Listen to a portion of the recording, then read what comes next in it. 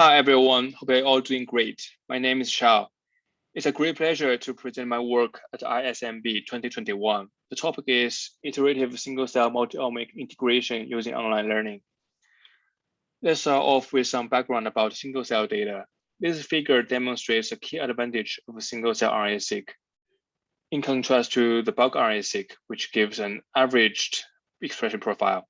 Single-cell RNA-seq enables gene expression to be studied for each individual cell, revealing the cellular heterogeneity. The cells have long been qualitatively cataloged by a combination of features such as morphology, cell surface proteins, and cell functions. Given multi-omic single-cell data, researchers are now able to quantitatively identify cell types and cell states using transcriptomic and epigenetic profiles of the cells. Pooling and analyzing this data bring us a lot of opportunities along with the challenges. Here I list some of the challenges in integrating single-cell data. First of all, oftentimes only one modality is available for each individual cell. We know that the single-cell multimodal data are starting to gain popularity. Secondly, we want to investigate both similarity and difference in data sets. In addition, the sample size is large and growing fast. To address this first challenge, many batch correction methods are developed. A benchmark study paper lists top 3 methods after testing 14 of them. They are Liger, which is previous work of our lab, Harmony, and Surat version 3. Although they all show good performance, there are a few limitations. All of these methods are not efficient in scaling to massive data sets and not able to incorporate new data without recalculating from scratch. Moreover, Harmony is not designed for integrating multiple data modalities. Since our work is based on Liger, I will give a little bit background about it. The core of the Liger package is integrative non-negative matrix factorization, the IMF in short. So as the figure shows, assuming we have n input data sets xi of either same or different measurements of the cells, they share the same set of genes. Then our goal is to jointly decompose these matrices into the shared meta gene factor W, dataset specific meta gene factors Vi, and cell factor loadings Hi, by minimizing this objective function. Meta genes can be viewed as gene expression signatures or biological signals. The shared and dataset specific meta genes are expected to capture the similarities and dissimilarities between datasets. Looking at the objective function, the part on the left focuses on the matrix reconstruction, while the part on the right controls the sparsity. There are 2 parameters that need to be specified, K and lambda. K is the number of dimensions of the data space. In other words, how many meta genes we're looking for. Larger K leads to more factorized meta genes. So the choice of K depends on the complexity of the biology underlying the data. Lambda determines how much we want to penalize sparsity.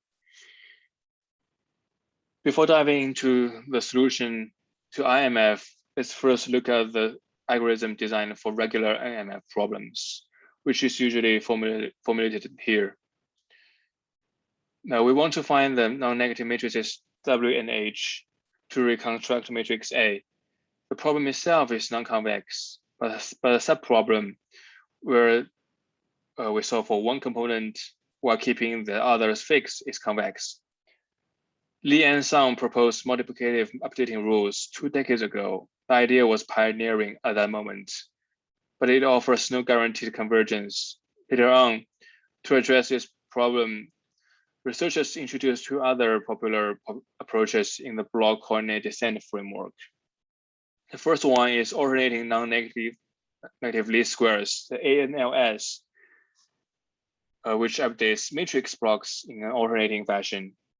The second one is hierarchical alternating least squares, house, which updates vector blocks. So they are faster algorithms and guaranteed to converge to a local minimum.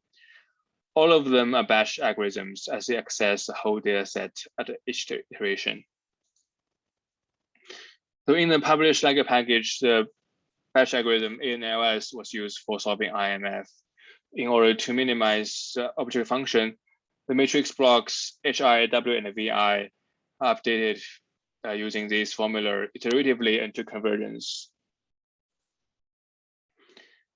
As data size is increasing, which is the third challenge we talked about, we are in need of a scalable tool for integrating single cell data. Our work is inspired by the idea of online learning from the Myra paper, which was originally designed for regular IMF. As mentioned earlier, the iterative batch method accesses a whole data set as each iteration. In comparison, the proposed online approach processed one data point or one mini batch at a time. So it provides faster convergence, uses fixed peak memory use depending on the size of the mini batch, and does not have to recalculate it from scratch when incorporating new data sets. So our goal here is to extend the online learning to IMF. We envision using online IMF to integrate single cell datasets in 3 different scenarios. The figure here illustrates scenario 1, assuming the datasets are large and fully observed. The algorithm accesses mini batch from all datasets at the same time and repeatedly update the meta genes and self-factor loadings. So each cell can be revisited throughout multiple epochs of training. A key advantage of scenario 1 as compared to batch algorithm is that only a single mini batch needs to be in memory at a time. Depending on the available computational resources, the peak memory usage can be controlled by manually specify the size of the mini batch. Scenario 2 is demonstrated on the left-hand side. The input data sets arrive sequentially, and the online algorithm uses each cell excited once to update meta genes without revisiting the data already seen. The key advantage of scenario 2 is that the factorization is efficiently refined as new data sets arrive without recalculation from each time. On the right-hand side, we show scenario 3. It allows us to project new data into the learned data space. So more specifically, the shared meta gene W, without using the new data to update the meta genes. In practice, we first use online IMF to learn meta genes as in scenario 1 or 2. Then we use the shared meta genes W to calculate self-factor loadings for a new data set. This third scenario is highly efficient at incorporating data. It allows users to query their data against a curated reference. Now let's jump into the methods. So for each sample mini batch, we updated self-factor loadings HI matrices using ANLS. It is addressed by the block principal pivoting method developed by Kim and his colleagues. The formula is shown here. Then we derived novel house updates for the meta gene factors. We updated each column VI and W. Notably, as marked by the red boxes, the update for W and VI depend on all of the previously seen data points XI and their self-factor loadings HI. A naive implementation would require storing all of the XI and HI in memory. So they are gene by cell and K by cell matrices, hence it is not efficient at all to do so, given a large number of cells. So taking a closer look, we can see that the house updates depend on XI and HI only through the matrix products, XI, HI, and HI transpose HI. So in online IMF, assuming we have mini batch from XI at iteration T, the size of the mini batch is PI, and then self-factor loadings are HIT. We save these products in matrices A and B and use them to update meta gene factors following the formula in the last slide. The dimensions of A and B are relatively small. They are K by K and N by K, allowing efficient storage. And it can be computed incrementally with the incorporation of new data points or mini batch XI using the formula shown here. Okay, let's take a look at the performance of online IMF. In the part 1 of the results, we show online IMF converges faster than batch algorithms we use ANLS and multiplicative method for comparison. Here, we use 80% of the mouse cortex data for training and the rest for testing. Plots A and B show the online IMF algorithm, marked in red, converge much more rapidly to a similar or better objective. In the box plot, we can see the online algorithm leads to a significantly lower objective within 500 seconds training. Then we run the online algorithm using different choices of mini-byte size. So we see that the convergence behavior is nearly identical for mini-byte size from 1,000 to 10,000, as displayed in the plot D and E. The plot F shows that for a given data test set, the runtime needed to reach convergence remains relatively constant once the total number of cells is over 50,000. This implies that for a cell population of fixed complexity, only some fixed number of cells are required to learn the meta genes. Therefore, using the entire data set to update the meta genes at each iteration becomes increasingly inefficient once its size is larger than the minimum threshold. In part 2, to benchmark the runtime and peak memory usage, we generated 5 data sets of increasing sizes sampled from the same mouse cortex data. So we can see that the runtime required for the online IMF, the red line, does not increase greatly as the size grows. And the peak memory usage is relatively constant. Although not displayed here, we later found that the gap in runtime between Harmony and our method becomes larger as data set size further increases.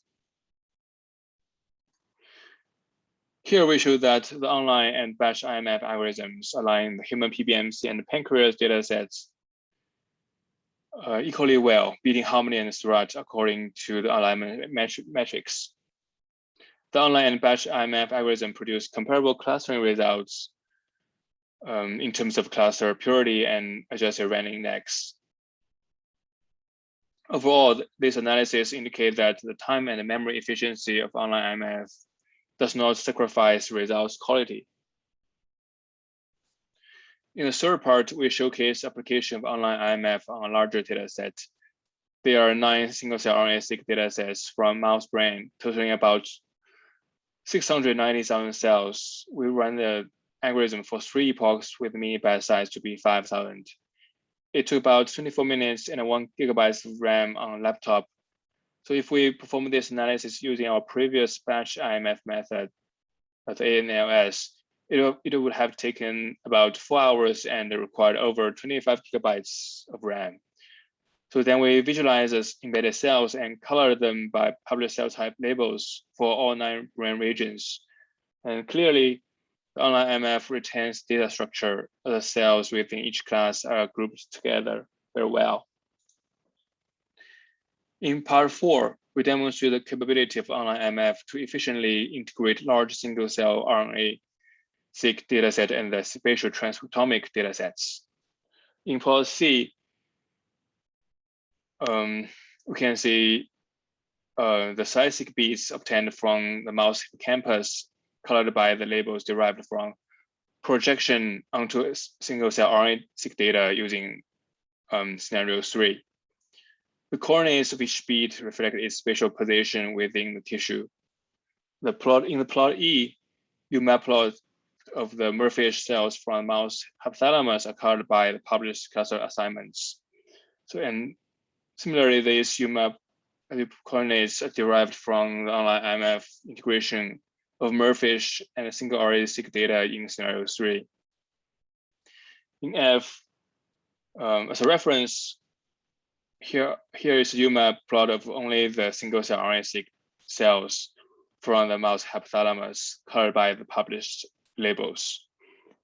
And lastly, we show Murphy slices ordered from anterior to posterior colored by the labels derived from data integration. The coordinates of each cell reflect its spatial position.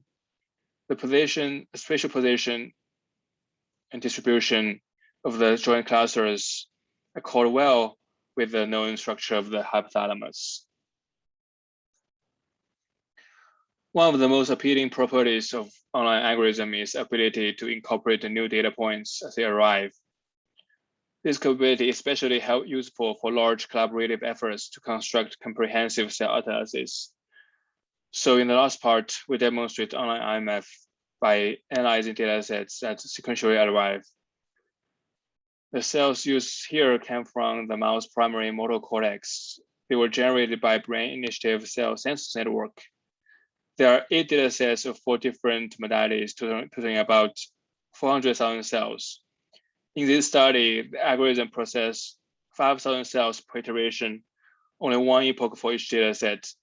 As shown in the figure, following the scenario 2, our approach successfully incorporated each data set, 16 in total, without revisiting previously processed cells. Moving forward, we integrated a single nucleus ataxic and DNA methylation data in scenario 2 as well, which produced excellent integration results, as shown in plot B and C.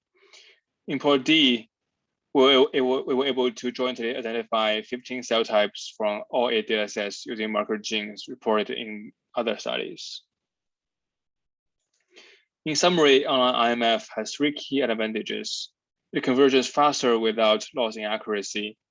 It decouples memory usage from the whole dataset size. And thirdly, it iteratively refines cell identity as single cell datasets sequentially arrive.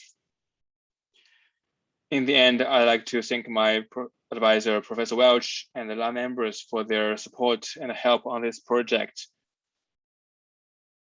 And thank you all very much for your attention. And I'm ready for any questions.